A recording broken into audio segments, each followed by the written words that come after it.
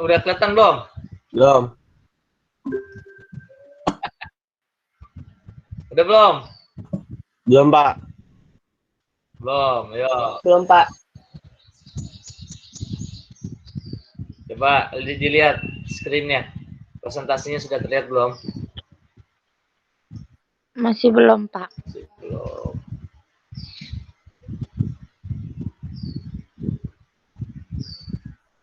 Udah, Pak. Udah ya? Oke, kita mulai ya. Coba. You are presenting your screen. Oke. Sudah? Udah, Pak. Oke, mulai.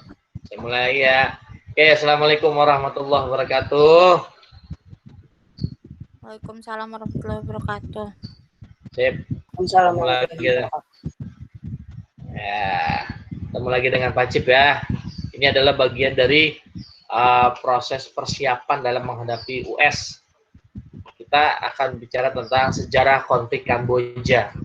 Ya. Seperti yang tadi saya sudah sebutkan di blog, bahwa Kamboja ini konfliknya, sejarahnya itu adalah berdarah-darah. Dalam buku yang lain ini merupakan terparah, terberdarahnya kedua setelah yang terjadi di Bosnia Herzegovina.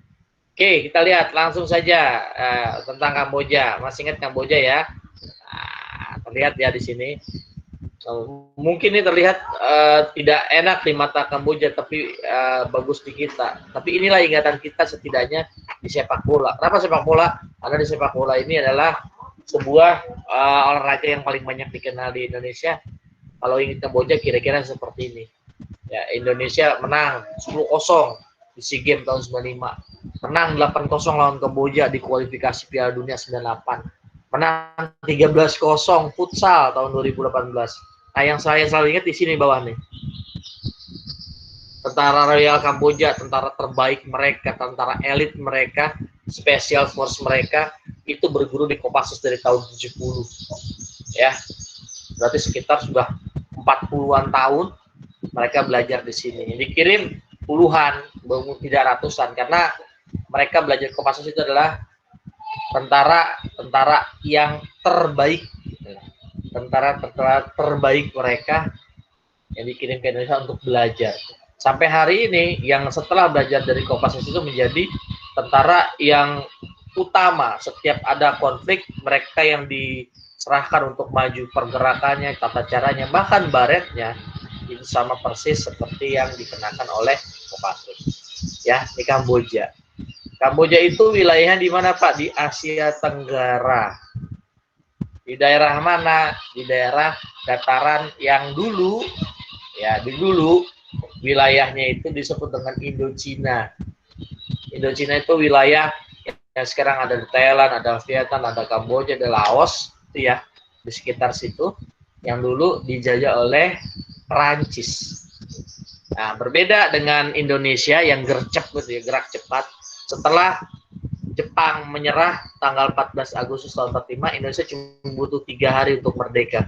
Memanfaatkan waktu dengan sebaik-baiknya supaya kita mendeklarasikan kemerdekaannya. Vietnam yang beberapa event saya samakan dengan Indonesia, dia agak lebih lama, beberapa minggu kemudian.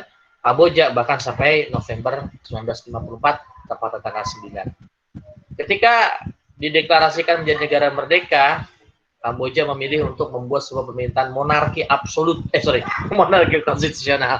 Saya ingat Prancis saja tadi ya, monarki absolut. Tidak, tapi kalau untuk Kamboja ini adalah monarki konstitusional. Kerajaan tapi dengan perundang-undangan, atau raja yang dikendalikan atau dibatasi dengan undang-undang. Raja pertama adalah Norodom Sihanouk yang terus berperan sampai tahun 1993. Ketika tahun 1993 itu bisa dibilang Kamboja itu stabil. Di situ ada yang namanya pemilu pertama demokratis mereka. Dan sejak tahun 93 sampai hari ini bisa dibilang pertempuran yang tanda kutip ya, di luar akal sehat itu tidak terjadi lagi seperti pada tahun 1970-an. Nah, ketika mereka merdeka, entah karena ekonomi, entah karena politik, banyak latar belakangnya, akhirnya wilayah mereka tuh diperbolehkan pelabuhan-pelabuhannya bercokol kekuatan-kekuatan luar negeri. Kalau di Indonesia kan nggak boleh. Jadi ada pangkalan-pangkalan orang luar negeri di Indonesia, di Kamboja. Kalau Indonesia kan tidak ada sampai hari ini. Secara terbuka ya. Misalnya di daerah pelabuhan Merak ada kekuasaan militer Jepang di situ, nggak ada kalau di Indonesia. Kalau di Kamboja ada, bisa bayangkan di pelabuhan tertentu ada pelabuhan Amerika, di pelabuhan di sebelah utaranya misalnya itu ada pelabuhan Cina gitu. Yang ketika itu sudah mulai apa yang disebut dengan perang dingin. Jadi ada dua kubu kekuatan dan itu terjadi di sana. Jadi sebenarnya dari awal merdeka itu sudah ada benih-benih bakalan perang ini di daerah sini. Ada dua kekuatan itu berada di daerah Kamboja. Gitu. Bagaimana perang itu terjadi? Ayo kita lihat. Kebijakan yang dilakukan oleh Norodom Sihanouk itu ternyata banyak mengalami penentangan. Ada yang tidak setuju, ada yang setuju, ada yang dianggap lemah dan sebagainya. Sementara ketika itu perekonomian tidak baik, gitu loh. Namanya negara merdeka, akhirnya seorang jenderal yang bernama Lon Nol, ingat ya, Lon Nol, bukan Pol Pot, Lon Nol, itu melakukan kudeta tahun 1970. Norodom Sihanouk yang ketika itu raja, kok lama Pak? Iya, kalau misalnya raja ya lama. Dari tahun 54 sampai 70 dia masih jadi presiden. Akhirnya nyingkir dia. Nyingkir. Apa yang terjadi? Ternyata Lon Nol ini dia lebih pro ke kanan, bukan ke kanan, dia sayap kanan. Lebih pro ke Amerika. Nah, apa yang terjadi kemudian? Mereka kemudian tidak suka golongan-golongan si Norodom Sihanouk. Akhirnya dia nggak bisa nih, negara kita harus berdiri sendiri, tidak dipengaruhi negara lain dan sebagainya. Akhirnya dia memilih cara dengan menggulingkan Lon Nol itu dengan merapat ke Cina. Jadi akhirnya si Kamboja itu seakan-akan dia ikut dalam perang dingin. Pemerintahan sahnya dia ngeblok ke barat. Norodom Sihanouk yang sebagai penyeimbangnya atau oposisinya dia merapat ke daerah timur-timuran, dalam hal ini adalah blok komunis. Pada saat itu tahun 70, ingat negara tetangganya ketika itu sedang perang tahun 70. Yaitu mana? Vietnam. Nah, karena Kamboja dia pro ke Cina, Cina itu pro ke Vietnam karena mereka sama-sama komunis, dia menentang terus. Pada waktu yang bersamaan, grupnya ini yang disebut dengan Khmer Merah, dia mulai mendapat pelatihan-pelatihan militer oleh Vietnam Utara, dididik itu. Ya, dididik oleh komunis Vietnam. Pas kita itu sedang berperang. Ya, apa yang terjadi? Yang terjadi kemudian digulingkanlah pemerintahan Lon Nol itu. Dikudeta kalau bahasa hari ini. Karena ya, dikudeta. Coup d'etat disebut dengan kudeta. Akhirnya apa yang terjadi? Khmer Merah kemudian menguasai seluruh Kamboja ketika itu. Kalau tadi pemimpinnya Lon Nol itu lebih ke barat, sekarang pemimpinnya Pol Pot yang mengarah ke daerah komunis Cina. Di bawah pemerintahan inilah selama kurang lebih 5 tahun ya, 5 tahun lah, itu Kamboja itu mengalami sebuah revolusi nol menyebutnya. Jadi orang-orang kota itu, guru, dosen, orang-orang pintar, kecuali tukang pertukangan ya, itu digiring semuanya kemana? Ke desa. Disuruh apa? Disuruh nyangkut jadi petani. Sehingga orang-orang pintar di daerah perkotaan tidak ada, kecuali mereka orang yang tukang-tukang, misalnya tukang las, tukang bengkel, dia ada tetap di sana. Akhirnya yang berkuasa apa? Orang-orang militer. Kalau kamu buka di YouTube, itu Pol Pot punya tentara yang kecil-kecil itu, tentara seumuran kalian lah, bahkan 5, 6, 7 tahun, 10 tahun udah megang AK-47. Ketika itu tentara anak mereka menyebut. Apa artinya? Ya artinya dia sengsara, tidak ada orang-orang hebat di pemerintahannya untuk mengurusi Kamboja yang lumayan besar ketika itu. Semboyan Pol Pot itu sadis benar, menyelamatkan Anda tidak ada untungnya, menghancurkan Anda tidak ada ruginya. Dan nanti kalau kamu lihat itu ada peristiwa yang luar biasa, pembunuhan besar-besaran, kepalanya dipancung, dilepaskan badannya, dia membuat semacam piramida itu. Ya. Nanti kalau kamu ke Kamboja, biasanya guide-nya itu akan membawa ke museum-museum yang seperti itu. itu benar-benar terjadi tuh ya. Itu luar biasa. Khmer Merah namanya. Khmer Merah ya. Khmer itu sebenarnya nama kerajaan zaman dulu ya. Dulu daerah itu pernah dikuasai oleh kerajaan Jawa ya. Namanya Khmer Merah. Khmer Merah, ingat-ingat itu. Saya nggak usah ceritakan di sini karena begitu sadisnya. Kamu bayangkan saja dahsyatnya persis seperti yang terjadi di daerah Bosnia Herzegovina yang pertemuan sebelumnya saya pernah ceritakan. Nah, setelah itu tahun 1979 akhirnya Vietnam ini Khmer Merah ini ya kemudian diinvasi oleh sebenarnya awalnya sekutunya gitu ya. Kok bisa begitu ya, ketika mereka berperang itu ternyata perang-perangnya itu mengenai melakukan pembunuhan orang-orang Vietnam di daerah utara itu. Akhirnya Vietnam tidak sepakat untuk akhirnya perang gitu loh. Jadi yang dulunya teman perang. Apa yang terjadi kemudian? Yang terjadi kemudian akhirnya Kamboja itu pernah dikuasai oleh Vietnam. Nah, inilah yang disebut kemarin kekhawatiran yang membuat Amerika itu harus tetap berperang di sana gitu loh. Karena di Asia Tenggara komunis sudah merajalela. Yang kemudian dampaknya itu ketika itu Indonesia harus melakukan penyerangan terhadap Timor Leste, Tim ketika itu atau Timor Portugis, karena orang Indonesia tidak mau seperti yang terjadi di sana. Orang Indonesia menyebutnya pemerintahan ketika itu adalah kita tidak pemerintahan atau siapa ya saya lupa itu, intinya begini, kita tidak ingin ada komunis di pekarangan rumah kita, kira-kira begitu.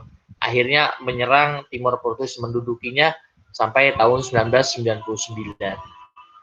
Nah, apa yang terjadi? Akhirnya Vietnam ini sampai ke Phnom Penh, Jakarta lah ibarat kata ya. Itu mengambil kekuasaan Khmer Merah ketika itu. Akhirnya dibuat sebuah pemerintahan baru namanya Hang Samrin.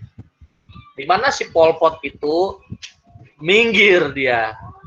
Ke pinggir lah ya. Tidak berurusan lah gitu ya. Kalah kekuasaan oleh kekuatan komunis tanda kutip bonekanya Vietnam ya, dipimpin oleh Hang Samrin.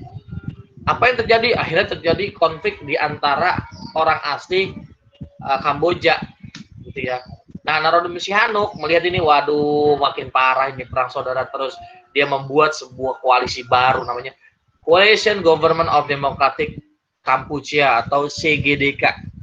Jadi menggabungkan berbagai fraksi-fraksi yang ada di situ, menginginkan sebuah pemerintahan yang baru lagi, nasionalis gitu ya. Karena kok seperti ini mendapat banyak atensi dan dukungan dari semua rakyat. Kenapa? Karena ketika itu perang dingin sudah mulai usai. 89, 90, 91, 92 terus akhirnya mendapat sebuah kesepakatan yang disebut konsensus nasional untuk membentuk sebuah pemerintahan baru yang terlepas dari konflik apa yang disebut dengan perang dingin. Bagaimana nasibnya? Nah, ini nasibnya nih.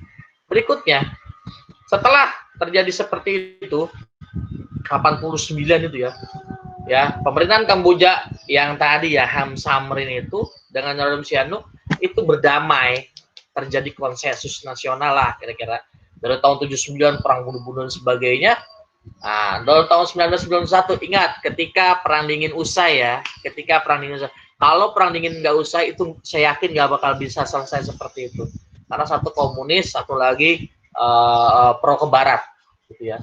Nah, prosesnya dari tahun 91 93 Indonesia ngikut tuh di situ, beresin deh menjadi penengah Jakarta International Meeting tuh, Kamboja dari kubunya Norodom Sihanouk yang nasionalis, kemudian kalau ada Hang Samrin yang komunis gitu ya. Pak Pol Pot di mana Pak yang melakukan pembunuhan besar-besaran? Dia minggir ke daerah perbatasan. Tapi dia juga kemudian ikut perang memerangi pemerintahan gitu ya. Sampai kemudian tahun 1998 ketika Pol Pot mati sebelum diadili. Kenapa seperti itu?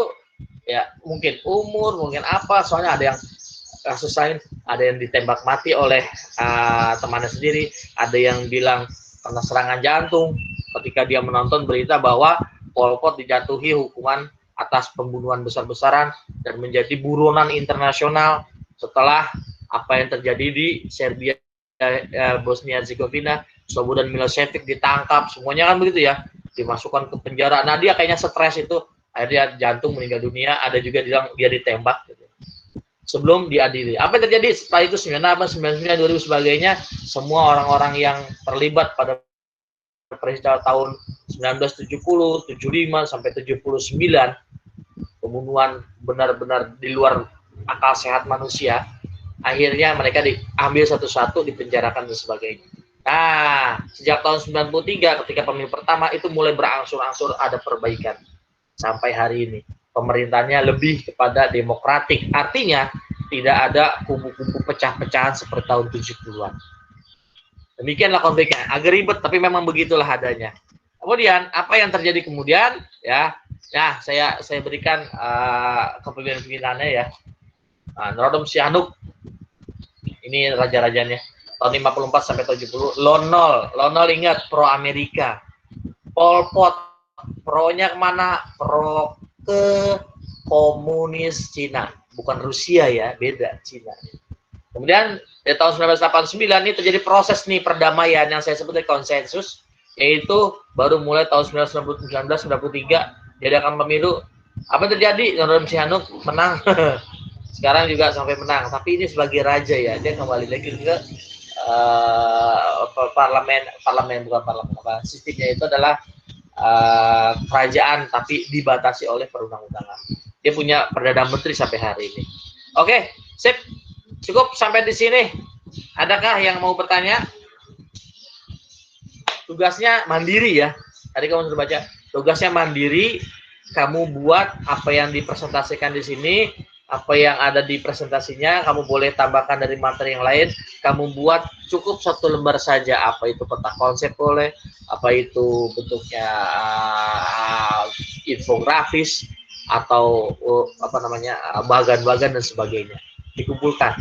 Waktunya lumayan lama gitu ya, karena supaya kamu membaca dengan baik. Namun itu bukan kamu harus tunggu sampai belakangan ya. Kalau yang lebih awal lebih baik, nilainya lebih tinggi. Oke, sip. Adakah pertanyaan untuk kelas 12? Paham semuanya? Paham Pak, sejauh ini nanti dibaca-baca lagi Pak, yang lebih jelas. Sip. Ntar kalau misalnya bingung tanya aja lagi. Saya minum dulu ya. Ada lagi? Boleh minta PPT-nya ntar Pak. Kan sudah ada di blog Neng, berarti kamu belum buka blog ya? Iya belum Pak, maaf Pak. Iya, nggak apa-apa, nanti dibuka ya, di blog saya itu sudah saya terbitkan. Nanti kamu langsung lihat di situ ada yang persis seperti ini. Ada lagi? Tidak ada? Kalau tidak ada, selamat bekerja. Nanti kamu selesaikan dengan baik semua pekerjaannya secara mandiri. Oke, kalau sudah tidak ada, saya tutup. Billahi taufiq wal hidayah. Wassalamualaikum warahmatullahi wabarakatuh. Waalaikumsalam. Terima kasih ya Pak. Yo, silakan boleh meninggalkan ruangan ini.